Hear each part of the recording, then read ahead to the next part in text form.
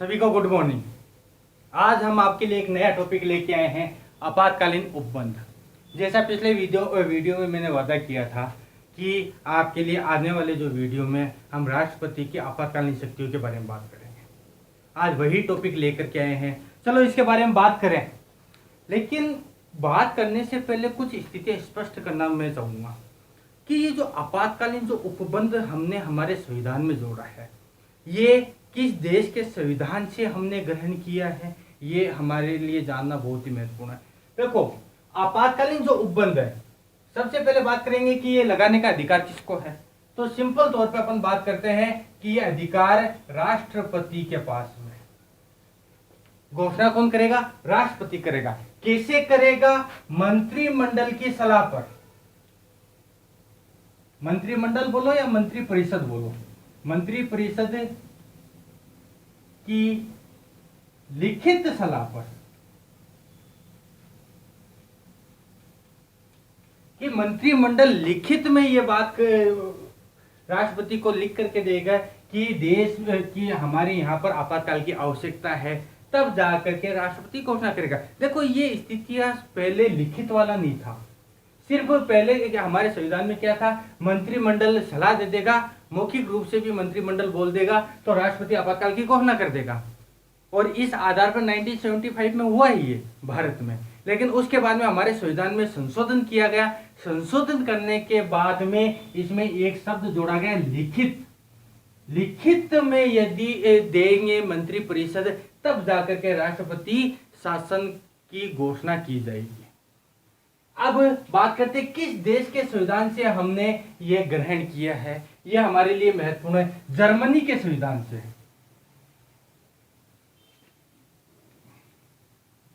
Germany के संविधान से ये हमने इसको ग्रहण किया है। चलो, ये स्थितियां तो स्पष्ट हो गई। अब देखते हैं कि राष्ट्रपति आपातकाल में कौन कौन से अनुच्छेद में क्या दे रखा है। बहुत इजी टॉपिक है, इसको यदि ध्यान से एक बार भी देखोगे इजीली आपके समझ में आ जाएगा। बस इतना याद रखना, वीडियो को स्किप मत करना। स्किप करने से क्या होगा, बहुत से तथ्य होते हैं वो हमारे छूट जाते हैं, हम जल्दबाजी। हाँ, यदि आपको जल्दी देखना है वीडियो तो इसके स्पीड का ऑप्शन आता है, आप स्पीड बढ़ा करके देख सकते हो, इसमें कोई दिक्कत नहीं है। तो चलिए, और वैसे भी वीडियो ज़्यादा लंबा बनेगा नहीं, तो ज़्यादा लंबा नहीं बनेगा तो स्किप करने की आवश्यकता पड़ेगी भी नहीं अपन को। तो अपन बात करते हैं कि किन किन अनुच्छेदों के तहत राष्ट्रपति शासन की घोषणा होती है। देखो, हमारे यहाँ पर अनुच्छेद 352 से लेकर के 360 तक,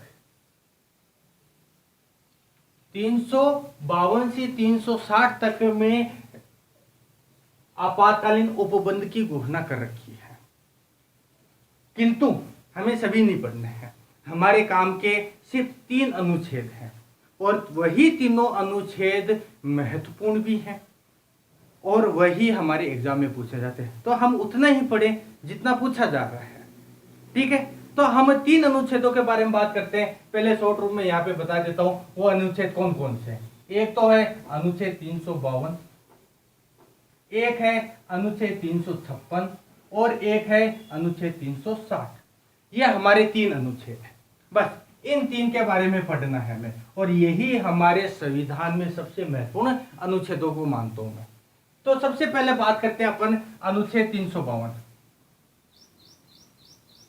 अनुच्छेद 352 या आप आर्टिकल 352 मान लो। अब अनुच्छेद 352 में क्या दे रखा है? देखो, अनुच्छेद 352 के तहत यहां पर हमें हमारे देश के ऊपर लगेगा ये अनुच्छेद 352 किसी। तो यहां पर अनुच्छेद 352 के तहत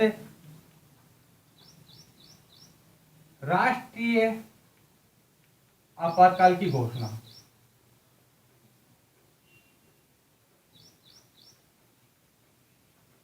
यहां पर राष्ट्रीय आपातकाल की घोषणा की जाती है अनुच्छेद 352 के तहत। अब ये राष्ट्रीय आपातकाल क्या है? देखो, नाम से स्पष्ट है, राष्ट्रीय और आपातकाल मतलब पूरे राष्ट्र पे लगेगा ये। अब राष्ट्र पे लगेगा मतलब ऐसी स्थिति राष्ट्र के सामने आनी चाहिए कि जिसके कारण राष्ट्रपति मजबूर हो जाए कि अनुच्छेद 352 का प्रयोग करे। अब वो स्थितियां कौन कौन सी है? देखो स्थितियों में अपन बात करें इसी के अंतर्गत है कि वह स्थितियां हैं कौन कौन सी। पहली स्थिति कि यदि बाह्य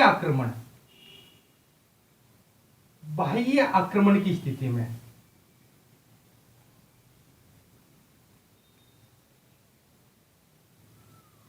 बाह्य आक्रमण की स्थिति मतलब कोई दूसरा देश भारत के ऊपर आक्रमण करता है, तब राष्ट्रपति के द्वारा अनुच्छेद 352 का प्रयोग किया जाएगा। ये बाह्य आक्रमण। अब बाह्य आक्रमण में चाहे आप चीन ले लो, पाकिस्तान ले लो, मुख्य रूप से अपने यही तो शत्रु देश है। अब पाकिस्तान तो अपने लिए नॉर्मल चीज हो गया है, अपन उसको तो कुछ समझते नहीं है। अब महत्वपूर्ण मुकाबला अपना चीन के साथ में है। तो यदि भारत तो चीन का युद्ध की स्थिति आती है, तब राष्ट्रपति के द्वारा अनुच्छेद 352 का प्रयोग किया जाएगा। इसके अलावा किसी क्षेत्र में सशस्त्र विद्रोह हो जाए, किसी क्षेत्र में सशस्त्र विद्रोह, उस स्थिति में भी अनुच्छेद 352। अब सशस्त्र विद्रोह क्या है? सशस्त्र विद्रोह का अर्थ यह हुआ कि हमारे यहां पर कि कोई एक विशेष क्षेत्र है, अपनी मांग को मनवाने के लिए शांतिपूर्ण आंदोलन ना करने की बजाय शस्त्र उठा ले हुए और सरकार का और संविधान की अवहेलना करने लग जाए, उस समय उस स्थिति को हम बोलेंगे सशस्त्र विद्रोह। और इस सशस्त्र विद्रोह को दबाने का कार्य अपनी आर्मी करेगी, सेना करेगी। ठीक है, इस सशस्त्र विद्रोह की स्थिति में राष्ट्रपति अनुच्छेद 352 का प्रयोग करता है। अब ये दो स्थितियां हमारे सामने आ गई। अब देखो इसके अलावा एक और है, देश में अशांति।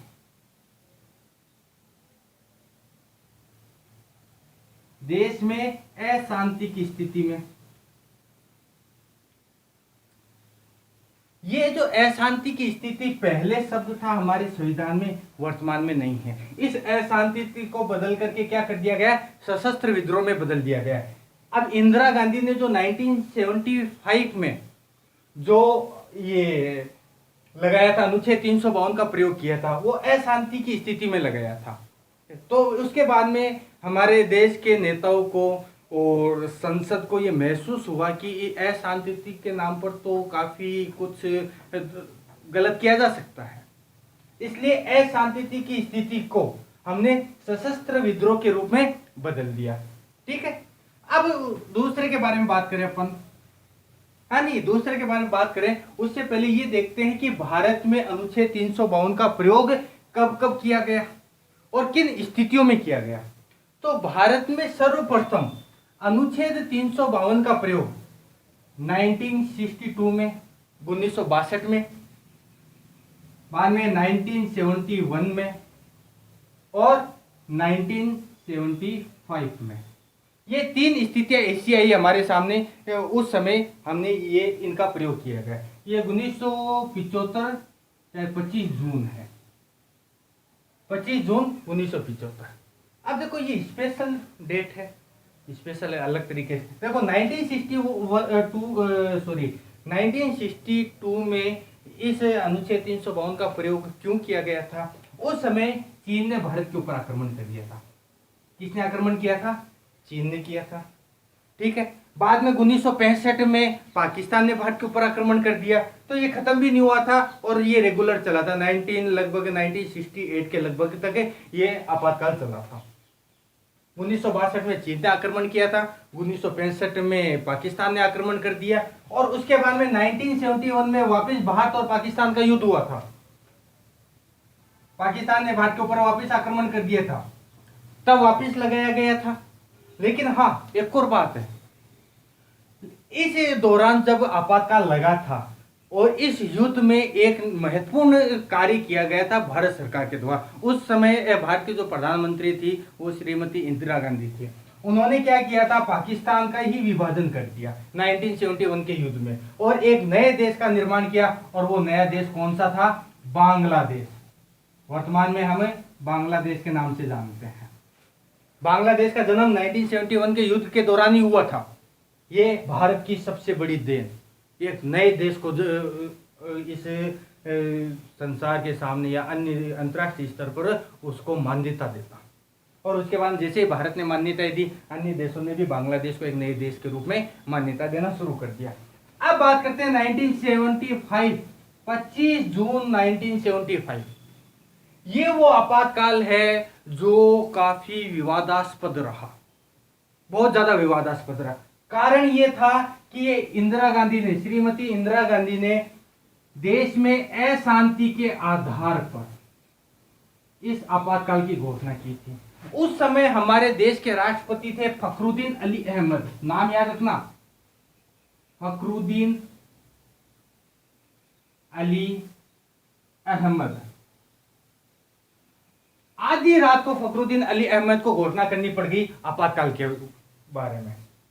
25 जून 1975 अशांति के आरोप में मुद्दा के यहां पर देखो शब्द स्पष्ट, इंदिरा गांधी ने कहा था कि देश में अशांति फैल रही है, इसलिए हमें आपातकाल लगाने की आवश्यकता है, और उन्होंने ये राष्ट्रीय आपातकाल की घोषणा कर दी, जिसके कारण विपक्ष के जितने भी नेता थे, बड़े बड़े नेता थे, सबको रातों रात उठा करके जेल में पटक दिया गया। और ये विवाद अभी भी बना हुआ है कि उस समय कांग्रेस सरकार ने या इंदिरा गांधी ने लोकतंत्र की एक प्रकार से हत्या कर दी थी।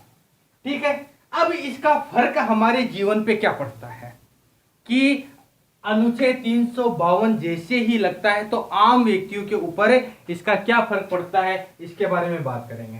देखो, इसमें स्थिति यह आती है कि हमें जो मूल अधिकार दे रखे हैं, मौलिक अधिकार,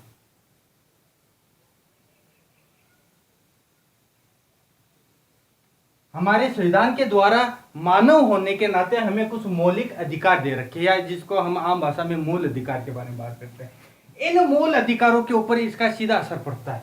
यहां पर इन जो मौलिक अधिकार है, इनको या तो समाप्त कर दिया जाता है या आंशिक रूप से इनको सीमित कर दिया जाता है।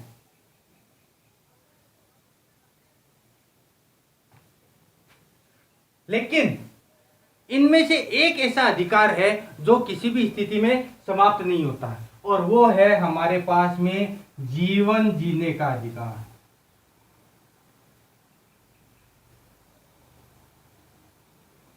जीवन जीने का अधिकार हमारे पास में हर वक्त रहेगा। कैसी भी स्थिति आ जाओ देश के सामने, आपको जीवन जीने का अधिकार मिलता रहेगा। ये इसको समाप्त सरकार नहीं कर सकती। ये स्पष्ट लिखा हुआ है हमारे संविधान में। मतलब हमारे मूल अधिकारों में क्या फर्क पड़ता है, हमारे जो स्वतंत्रता का अधिकार, अभिव्यक्ति का अधिकार है, भ्रमण करने का अधिकार है, प्रेस की स्वतंत्रता का अधिकार, काफी ऐसे अधिकार हैं। यदि अनुच्छेदों के बारे में बात करें तो इसका मौलिक अधिकार के ऊपर एक विशेष वीडियो पूरा का पूरा बनता है, वो बना रखा है। आप चाहो तो मौलिक अधिकार का वीडियो देख सकते हैं पीछे जाकर के। तो इसके तहत इन अधिकारों को या तो समाप्त कर सकते हैं या आंशिक रूप से इनको सीमित किया जा सकता है। बस एक अधिकार है हमारे पास में, वो सुरक्षित रहेगा हर स्थिति में, और वो है जीवन जीने का अधिकार। उसको हमसे कोई नहीं छीन सकता। यह हो गया अपना अनुच्छेद 352। अब बात करते हैं अनुच्छेद 356।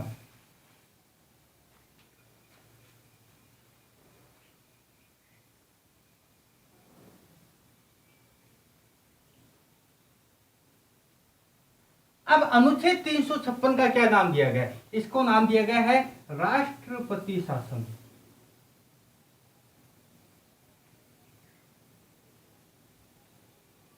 राष्ट्रपति शासन नाम से स्पष्ट है, राष्ट्रपति शासन है। इसका मतलब कहां लगेगा? राज्यों में लगेगा।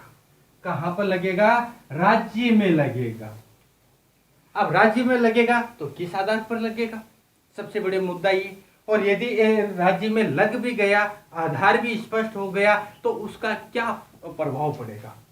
देखो, राष्ट्रपति शासन का मुख्य उद्देश्य ये है कि कोई भी राज्य की सरकार संविधान की अवहेलना करने लग जाए, संविधान के अनुसार कार्य करना वो बंद कर देवे, तब राष्ट्रपति शासन की घोषणा की जाती है अनुच्छेद 356 के तहत राष्ट्रपति के द्वारा। तो यहां पर हम लिख लेते हैं, राज्य सरकार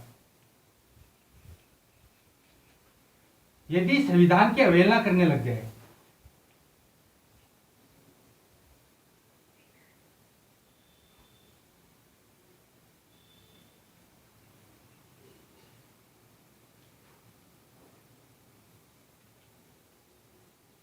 उस समय अनुच्छेद 356 का प्रयोग किया जाता है। इसकी सूचना का कार्य, ये सूचना देने का कार्य हमारे यहाँ पर राज्यपाल महोदय को दिया गया है। अब क्या होता है कि जब राज्य सरकार संविधान की अवहेलना करने लग जाती है, संविधान को मानने से इनकार कर देती है, उस समय पूरी, जैसे ही अनुच्छेद 356 का प्रयोग किया जाता है, पूरी की पूरी सरकार को भंग कर दिया जाता है। मतलब मुख्यमंत्री और उनके मंत्रिमंडल के पास में कोई शक्ति नहीं रहती है, वो हमारे जैसे आम नागरिक के समान हो जाते हैं। और समस्त शक्तियां किसके पास में चली जाती है? समस्त शक्तियां।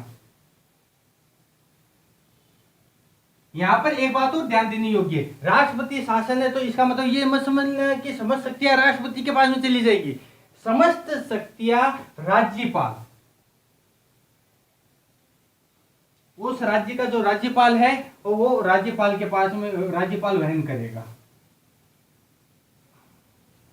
समस्त शक्तियां राज्य के पाल में निहित तो हो जाएंगी। अब सर्वे सर्वा उस राज्य का कौन हो जाएगा? राज्यपाल हो जाएगा। मुख्यमंत्री और उनका मंत्रिमंडल कुछ भी नहीं कर पाएंगे। अब इसका आम व्यक्तियों के ऊपर क्या प्रभाव पड़ता है? देखो यहां पर गलती कौन कर रहा है? गलती कर रही है राज्य सरकार। क्या गलती कर रही है? उसने संविधान की अवहेलना करना शुरू कर दिया, तो दंड किसको मिलेगा? राज्य सरकार को मिलेगा। आम व्यक्तियों को इसका दंड क्यों मिलेगा?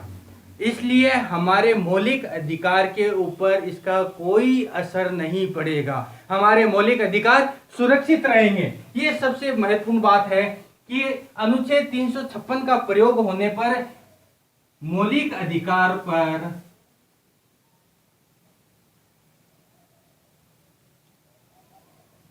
कोई असर नहीं होगा। कोई असर नहीं होगा का अर्थ स्पष्ट है एकदम। क्या है? यहां पर गलती राज्य सरकार कर रही है तो खामियाजा राज्य सरकार भुगतो। यहां पर देखो राष्ट्रीय आपातकाल में हमारे मौलिक अधिकारों को सीमित किया गया था। क्यों किया गया था? ये देश का मामला है, देश के सामने विपत्ति आई है, तो देश का मामला आता है, वहां पर हम गौण हो जाते और देश सर्वोपरि हो जाता है। इसलिए वहां पर हमारे मौलिक अधिकारों को सीमित किया गया था। किंतु यहां पर राज्य सरकार का मामला, देश का मामला नहीं, एक राज्य का मामला है। एक राज्य का मामला होगा, गलती जो करेगा भुगतान वही उठाएगा। सीधी सी बात है। यहां पर आम व्यक्तियों के ऊपर इसका कोई फर्क नहीं पड़ेगा। अब अपन राजस्थान की निवासी हैं, तो राजस्थान की निवासी होने के नाते हमें पता होना चाहिए कि राजस्थान में कौन कौन से सन में आपातकाल की घोषणा की गई थी या अनुच्छेद 356 का प्रयोग किया गया था। इसमें अपन सबसे पहले बात करें 1967, 1977, 1980 और 1992। 4 बार राजस्थान में अनुच्छेद 356 का प्रयोग किया जा चुका है। 1967, 1977, 1980, 1992। हाँ, इसमें एक चीज और अपन स्पष्ट कर सकते हैं कि यदि किसी भी सरकार को बहुमत न हो, किसी भी पार्टी को बहुमत नहीं मिलता है, तो और राज्यपाल को लगता है कि नहीं इस पार्टी को बहुमत है, नहीं इसको बहुमत है, और कोई भी सरकार बनाने के योग्य नहीं है, उस वक्त भी अनुच्छेद 356 का प्रयोग किया जा सकता है। ठीक है, और करते हैं। और भारत के इतिहास में एक और महत्वपूर्ण चीज है, यदि सबसे ज्यादा जिस अनुच्छेद का फायदा लिया गया है केंद्र सरकार के द्वारा, वो है अनुच्छेद 356। क्या होता है? शुरुआती दौर में केंद्र में अलग सरकार, केंद्र में मुख्य रूप से शुरुआती दौर में हमें पता है जब आजाद हुआ था तब से लेकर के लगभग 1990 तक, 1990 तक मान लो से, तो मुख्य रूप से कांग्रेस की सरकार थी। राज्यों में किसी अन्य पार्टी की सरकार बनती तो कांग्रेस वहां पर क्या करती थी? मुख्य रूप से राष्ट्रपति शासन लागू कर देती थी। बहुत ज्यादा दुरुपयोग अनुच्छेद 356 का किया गया था शुरुआती दौर में। अभी इसमें काफी कुछ बदलाव आया है और अब ऐसी स्थितियां बहुत कम होती हैं कि केंद्र सरकार है वो इसका दुरुपयोग करे, अनुच्छेद 356 का दुरुपयोग करे। ठीक है, तो ये मुख्य रूप से अनुच्छेद 356 के, इसमें बस आप अपन राजस्थान की निवासी इसलिए ध्यान में रखना है आपको कि 1967, 1977, 1980, 1992 में मुख्य रूप से राजस्थान में ये लगे थे। इसके अलावा यदि एक और बात करें तो सर्वप्रथम पेप्सू क्षेत्र में इसका प्रयोग किया गया था। पंजाब वाला जो क्षेत्र है वहां पे, ये सीधा सा याद रख लो, पंजाब में सबसे पहले अनुच्छेद 356 का प्रयोग किया गया। अब अपन अंतिम अनुच्छेद के बारे में बात करेंगे और वो है अनुच्छेद 360। अनुच्छेद 360, ये अनुच्छेद 360 का प्रयोग अभी तक भारत में एक बार भी नहीं किया गया है और इसको कहा गया है वित्तीय आपातकाल। वित्तीय आपातकाल मतलब देश में अचानक से वित्त की कमी हो जाए, धन की कमी हो जाए, उस वक्त राष्ट्रपति के द्वारा अनुच्छेद 360 का प्रयोग किया जाएगा। अभी तक ऐसी स्थिति हमारे सामने नहीं है, हमारे देश के सामने नहीं है। एक बार स्थिति आई थी 1992 में, किंतु सरकार ने समझदारी का परिचय दिया और वित्तीय आपातकाल की घोषणा नहीं की। अन्य देशों से हमने कुछ कर्जा लिया, हमारे देश का सोना गिरवी रखना पड़ा हमें, किंतु स्थिति हमने सामान्य कर ली थी कुछ ही समय में। तो अभी तक अनुच्छेद 360 का प्रयोग भारत में नहीं हुआ है। तो इस हिसाब से हमारे जो आपातकालीन जो उपबंध थे वो पूरे हो गए। तो हमें मुख्य रूप से 3 अनुच्छेद याद रखने, अनुच्छेद 352, 356 और 360। मेरे हिसाब से आप सबको ये वीडियो है, ये टॉपिक है, अच्छी तरीके से समझ में आया होगा और आनंद भी आया होगा पढ़ने में। तो यदि आनंद आया है तो वीडियो को लाइक करें, शेयर करें और इस चैनल को सब्सक्राइब करें। तब तक के लिए धन्यवाद। जय हिंद।